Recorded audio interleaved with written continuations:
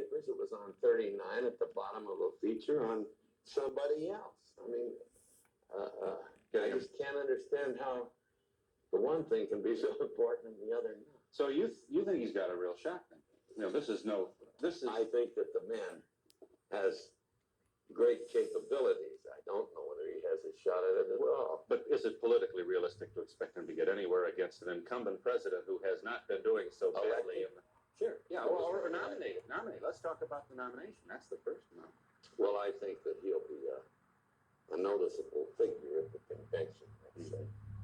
You're not altogether uncomfortable with Gerald Ford, are you? Not at all. I just his camp is what bothers me. I mean, he has no followers or no team. They're all manipulators. He makes a statement and they manipulate something around, and he has to vacillate and say that that's that, you know, change his point of view. I feel sorry for him. He's a terrific guy, but I just like to see him change the whole setup, and I don't think that it will happen with Jerry Ford.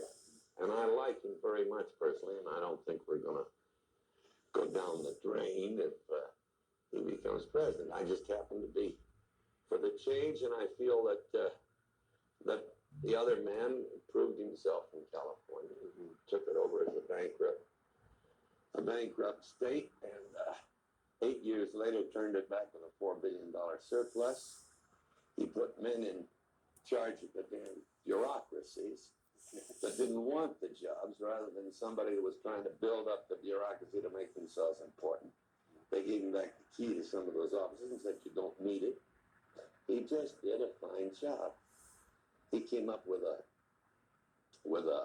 law for the state where you could only tax the people up to 6% of the state income. And this was a voice from the wilderness, you know, but the liberals managed to aberrate that to where the people didn't realize what he was doing. He had emergency rules in where they could tax for a couple of years more than the 6%, but if they did it longer than that, it had to go back to the people. Well, this is the